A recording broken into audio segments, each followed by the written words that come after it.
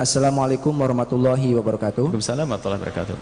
Buya, saya mau bertanya, apakah yang menyebabkan rizki atau pekerjaan seseorang hamba itu sulit untuk didapatkan atau mungkin ditahan oleh Allah Subhanahu wa taala? Karena saya sudah ngelamar kerja ke sana kemari tapi tetap gagal. Itu Buya. Rizki. Orang harus paham makna rizki. Rizki itu apa sih kan gitu. Kalau orang menganggap rizki itu hanya sesuatu urusannya dengan materi, sempit sekali urusan rizki. Rizki karunia Allah itu bukan sekadar urusannya materi. Dan kalau orang mengukur kecukupan hanya dengan materi, sudah salah dalam berpikir. Itu masuk bab tamak nanti. Sehingga pernah disebut oleh Nabi, kalau ada orang sudah punya jiwa tamak itu, biarpun dikasih oleh Allah satu lembah emas, minta yang kedua, dua, tiga, dan seterusnya, tidak akan ada puasnya.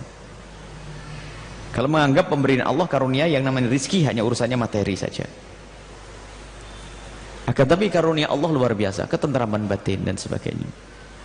Ada orang duitnya banyak tidak pernah tentram hatinya, berkembang juga kejahatannya, berkembang susahnya. Dulu tuh waktu masih punya toko kecil tuh jam 8 sore itu sudah tidur, tokonya gede sampai jam 12 ngitung duitnya, mundur.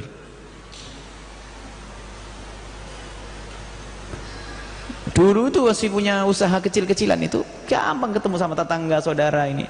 Giliran gede itu Masya Allah bingung tuh, Musa, sibuk saya, aduh mohon maaf lagi meeting. Disibuknya nasib, tidak tenang dia, padahal duitnya banyak mestinya kan.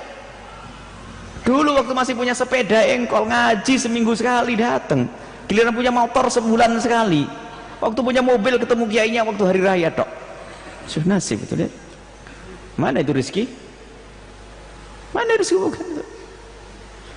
Tidak tentrem dia, mana?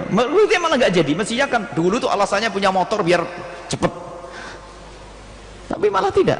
Dia punya berubah. Baik, satu. Kemudian kedua, urusan kita bukan hanya di dunia.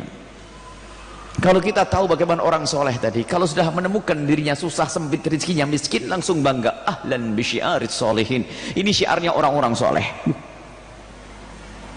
Kefakiran, kekurangan itu syiarnya orang-orang soleh.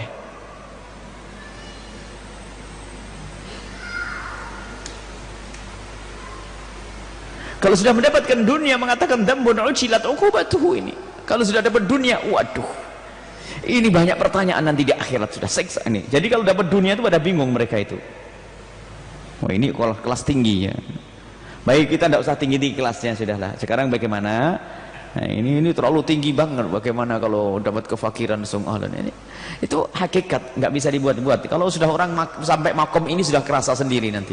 Kalau sekarang makomnya belum makomnya, ngaku-ngaku begitu, giliran mobilnya diambil sama temannya, ngedumel nanti ini. Sudahlah biasa, nggak usah ngaku-ngaku kalau makom itu. Nggak usah kalau belum punya makomnya, belum akan ngaku-ngakunya. Oh sudah makom musul kepada Allah, ya sudah, motornya diambil sama temannya masih marah. Loh, kenapa? Katanya kamu sudah, aku ingin menjadikan kamu fakir biar kamu dicintai oleh Allah, kan? Digituin mau enggak? Enggak usah sok, makom enggak usah dibuat-buat. Makom itu pada nyampe sendiri. Tiba-tiba menjadi dermawan, tiba-tiba menjadi ini. Dia mikir dirinya sendiri. Ini. Baik. Nah ini, baik, makom kita paling enggak sekarang ini makom bukan makomnya orang yang tadi itu. Kalau punya pengen fakir, pikir-pikir. Nabi sendiri mengajari menghindar daripada naudzubillah minal faqri, minta perlindungan dari kefakiran dan sebagainya, satu sisi. Tapi fakir apa itu? Fakir hati sebetulnya. Baik, kemudian setelah kita ngerti makna rezeki, kemudian kita ngerti bahasanya jangka panjang itu ada, bukan sekedar kita hidup di dunia, maka usaha itu wajib. Ajruki ala qadri nasabiki, kata Rasulullah kepada Siti Aisyah, capekmu itu ada pahalanya, semakin capek semakin gede pahalanya nanti. Jadi ada orang mencari nafkah, Masya Allah, nyari nafkah keluar sebentar saja sudah dapat cukup untuk keluarganya, dapat pahala. Tapi keluar lebih jauh sampai keringetan, lebih gede pahalanya. Sampai ngangkat lebih gede pahalanya. Yakini itu, kita itu bukan urusan duit yang saya terima 50.000, bukan. gaji sehari, bukan. Ada pahala di hadapan Allah Subhanahu wa taala. Dan ingat janji dari Allah melalui lidah Rasulullah, man amsakalan min amali yadihi amsa maghfuran lah. Barang siapa yang di sore harinya itu capek kerja tadi itu, mencari nafkah yang halal, itu diampuni oleh Allah Subhanahu wa taala. Belum bicara ngomong dapat duit, enggak, entar dulu. Ini sudah dapat kebaikan yang banyak loh ya, belum dapat ketahuan duitnya atau enggak. Bahkan seandainya enggak dapat duit. Jadi kalau disempitkan rizkinya, jangan serta-merta prasangka buruk kepada Allah, saya tidak dicintai oleh Allah. Bisa saja kita dicintai oleh Allah Subhanahu wa taala. Nah, itu mencoba sebab, bukan sebab sempitnya rizki. Barangkali kita harus ubah sebab doa tidak dikabul, sebab hajat tidak dikabul, biar lebih luas maknanya. Sebab disempitkan rizki kadang-kadang karena Allah cinta kepada kita.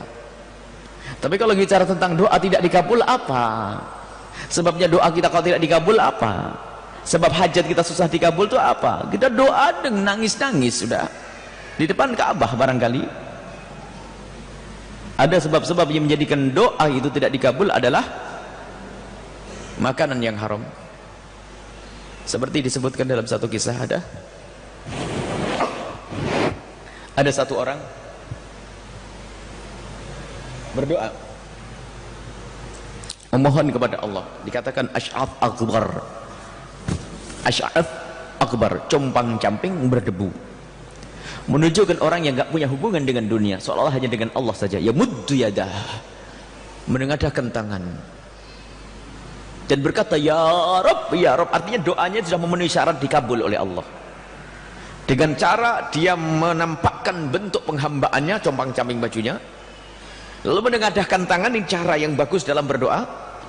Kemudian dia mengatakan ya Rabb ilhah, minta kepada Allah tuh ya, kalau minta kepada orang maksa kan marah manusia, tapi dengan Allah tuh senang Allah kalau hambanya mintanya maksa. Cuman kepada Allah tidak boleh kalimat maksa itu. Ya Allah, ya Allah, ya Allah. Kalau sama orang Pak kasih, marah, ngajar kamu. Tapi Allah senang dengan hamba yang ya Rabb, ya Rabb. Dalam hadis disebutkan. Tapi dijawab oleh Rasulullah, anna yustajabu lidzalika. Bagaimana akan dikabul untuk orang ini? Karena apa? Malbasuhu haram, bajunya haram, makaluhu haram, makanannya haram, masyrabu haram, minumnya tidak dikabul oleh Allah Subhanahu wa taala. Ini makanya ini di dalam urusan berdoa kita harus menjaga makanan kita. Bukan dalam urusan doa agar kita dekat kepada Allah Subhanahu wa taala, dikabul doa kita oleh Allah Subhanahu wa taala. Kemudian juga di dalam usaha sendiri kita harus hati-hati.